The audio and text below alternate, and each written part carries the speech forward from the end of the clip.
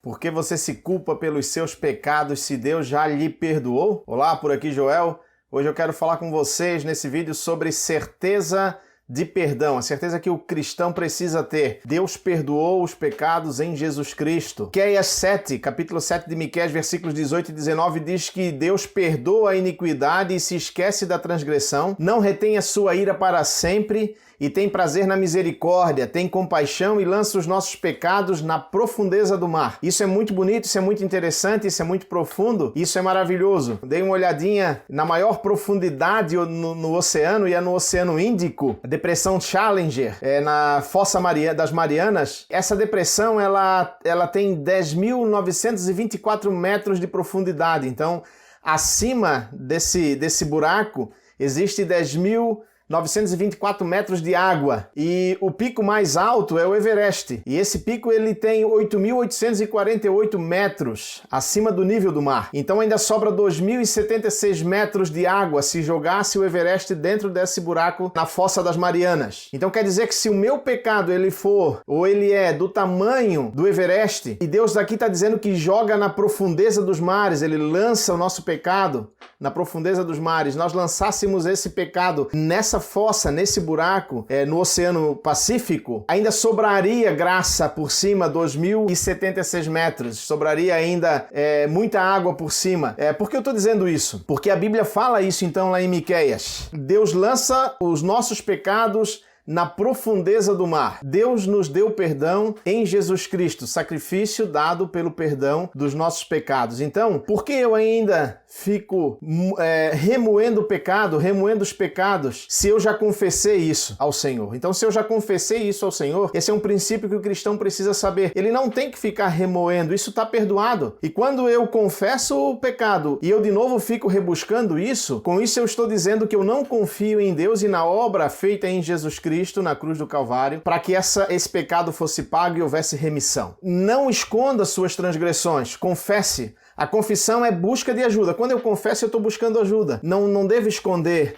o erro, não devo esconder o pecado, eu devo colocar isso na presença do Senhor. Confissão que vem com arrependimento, eu preciso me arrepender, senão é só um relato do que eu fiz. Provérbios 28, 13 vai dizer: o que encobre as suas transgressões jamais prosperará, mas o que as confessa e deixa alcançará misericórdia. Quando falo em prosperar, eu não vou pensar em finanças. Quando falo em prosperar, eu vou pensar na minha vida diante de Deus, em todas as áreas. Eu tenho que pensar em todas as áreas. Então, aquele que encobre pecado, ele não prospera. Ele não prospera na presença de Deus. Ele não recebe graça. Ele não vive na graça de Deus. Ele começa a viver na escuridão. Ele começa a viver em trevas. Mas aquele que confessa e abandona, ele alcança misericórdia. A misericórdia de Deus, já foi falado em outros vídeos, a misericórdia de Deus se renova sobre as nossas vidas a cada manhã. E é por essa misericórdia se renovar sobre as nossas vidas a cada manhã que nós podemos viver sob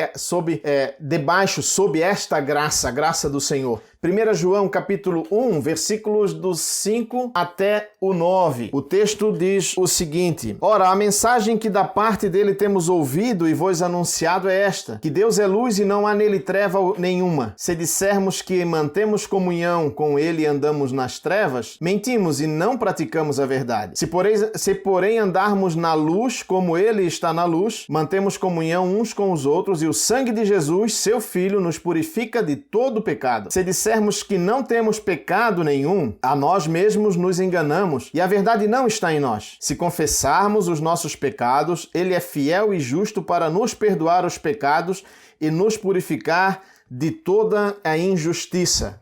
Então o próprio texto de João, ele já vai fazer esse relato com clareza da confissão, da necessidade de caminhar na luz. Quem está em pecado está nas trevas. Quem anda em pecado, quem anda deliberadamente em pecado, está em trevas. E ele diz que conhece a Deus, mas anda em pecado, e o João está dizendo, ele não conhece a Deus, porque Deus é luz, e em Deus não há treva alguma. Deus é luz e nele não há trevas. Então se eu conheço Deus e eu estou com Deus, eu preciso andar na luz. Ora, a luz ela mostra todas as coisas, tudo fica revelado na luz. Então quando a luz do do Senhor brilha em minha vida, eu vou reconhecer o pecado. E muitas vezes coisas que eu até então não achava que era pecado, eu vou começar a entender pela luz do Senhor, à luz da sua palavra, na leitura da palavra, de que aquilo é errado e eu preciso abandonar. Deus já me perdoou se eu me arrependi e confessei. Esquece o passado, esquece o pecado, esquece o que fez, se está vivendo em Jesus Cristo. Cuida a cada dia o seu mal. No outro vídeo já falamos sobre isso. A cada dia o seu mal, então cuida naquele dia sobre a tua vida. Cuida naquele dia sobre a vida da tua família. Olha para os teus. Busca na presença de Deus sabedoria para lidar com todas as circunstâncias. Foge da tentação, foge do pecado. Então, quem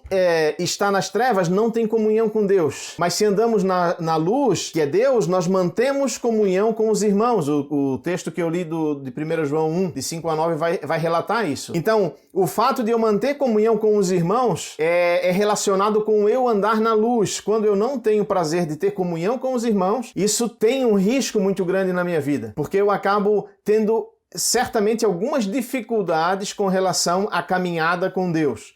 Então, quando eu ando na luz, eu tenho comunhão com os irmãos, e é na comunhão com os irmãos que há a admoestação, é na comunhão com os irmãos que há o auxílio com relação a algumas dificuldades de vida que se pode ter com relação ao pecado.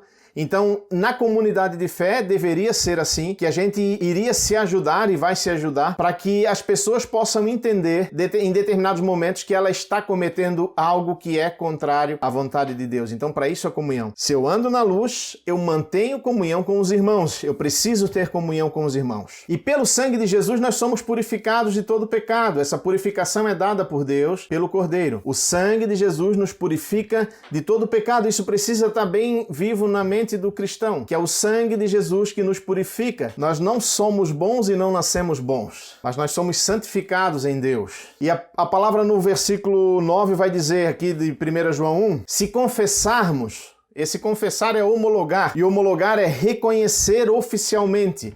Declarar, eu preciso declara o pecado. Eu não preciso anunciar num jornal, num telejornal, na internet, mas eu preciso declarar isso diante de Deus. Eu preciso declarar em voz alta. Declara no teu quarto mesmo, declara: Senhor, eu estou fazendo isso e eu não quero mais, me ajuda. Senhor, eu fiz isso e eu estou arrependido, por favor, me ajuda. Declara isso. Eu preciso declarar oficialmente, não deixar escondido. Senão nós voltamos para aquilo que nós vimos no texto anterior de Provérbios. Quem encobre a transgressão não prospera.